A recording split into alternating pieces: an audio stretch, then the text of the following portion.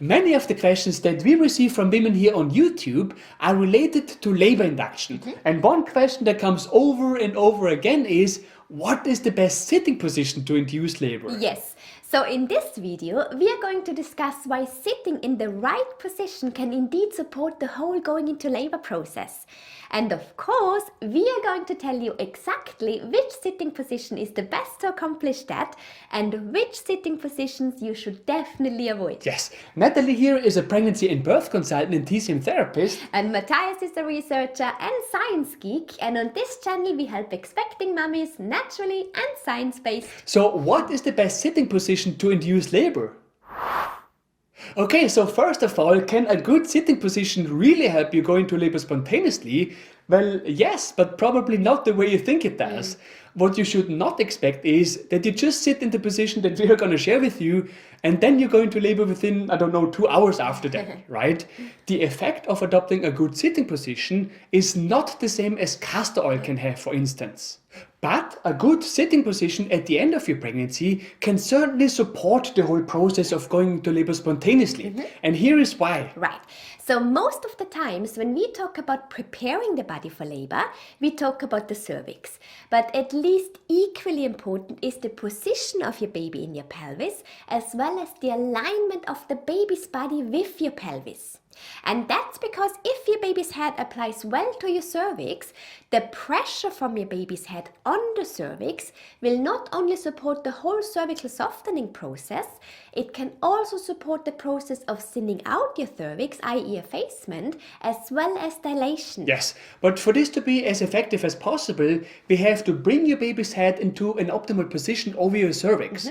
So this obviously means head down and facing your back, but we also need baby's chin to be tucked and we need the angle of your baby's head to be in an optimal position so that it is easier for your baby's head to enter your pelvis. Yes, and that process of bringing your baby's head into the optimal position over your cervix and adjusting that angle so that it is easier for your baby to do that is exactly what we try to support with our best sitting position. Right, so in order for you to understand how we are going to accomplish that, let us first start with the sitting positions that should be avoided.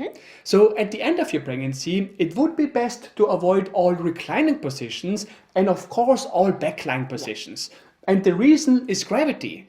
When you lie on your back or are in a reclining position, your baby's body lies right next to your spine. And in such positions, we have 3 problems. Yes. So first of all, when you lie on your back, your baby's weight presses against some of your veins, which can decrease the oxygen supply to your baby. Second, when you lie on your back or when you are in a reclining position, your baby will have a harder time getting into the right position for labor, right? And third, gravity will press your baby against your back instead of pulling your baby downwards. And in that case, your baby won't be able to put lots of pressure on your cervix. Yes, what's also important is that you try to avoid sitting positions in which you cross your legs or where you put your feet up. In fact, in general, try to avoid positions where your knees are higher than your hips. Both crossed and elevated legs take away room in your womb and pelvis and you make it more difficult for your baby to find a position in which your baby's head can apply well to your cervix and put more pressure on your cervix. Exactly. So any position which involves slouching in a reclined position or slouching on a sofa or chair while putting your feet up should be avoided because it takes away room in your pelvis.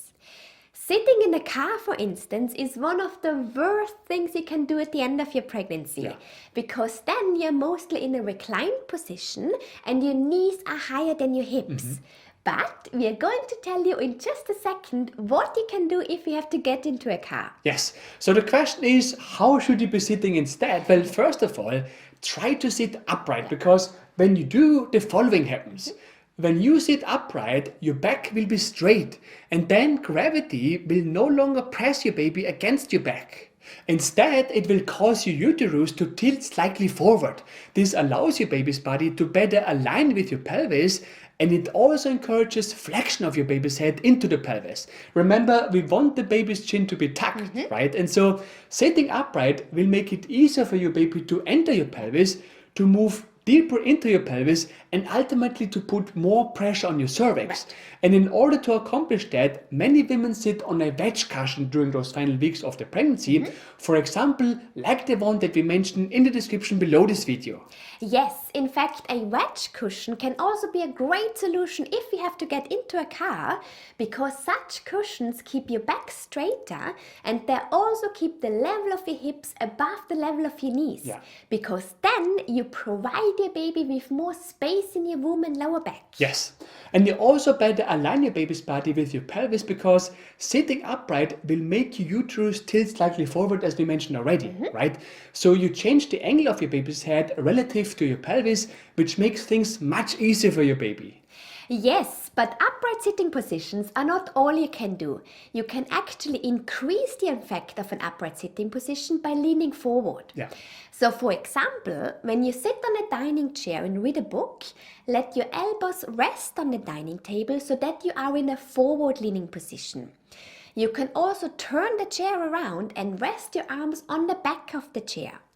Or simply sit on a toilet in a forward-leaning position. Yes, what this does is it changes the angle of your pelvis for your baby even further. It can help align your baby's body with your pelvis in an even better way and make baby's descent much easier. Yes, but just that you know, forward-leaning positions are obviously not suitable if you sit in a car, because this can jeopardize your safety in the car. That's right. Anyways, we do hope that you now understand why it is possible to support a spontaneous labor with the right sitting position at the end of your pregnancy. But we clearly want to emphasize that this is not the only thing that you can do. What we just showed you is really only just one piece of the puzzle to help you go into labor faster or to go into labor spontaneously in the first place, right? Yes, it is at least equally important that you help your body prepare your cervix for labor in other ways from week 37 onwards. In fact, we show you lots of super effective tools and treatments in our childbirth class, which you can find in the description below this video. We also show you some of those tools here on YouTube, for example in the video that pops up now. Yes, and finally, birth ball exercises can also help you prepare your cervix for labor. If you want to know how to do them, watch the video that pops up now. And of course, you can also find the links to those videos in the description below this video. We do hope that you found this video helpful. If you did, we would be super grateful if you could leave us a like. Yes, and for more useful tips and tools on pregnancy and baby-related topics in the near future, subscribe to our channel and hit the bell.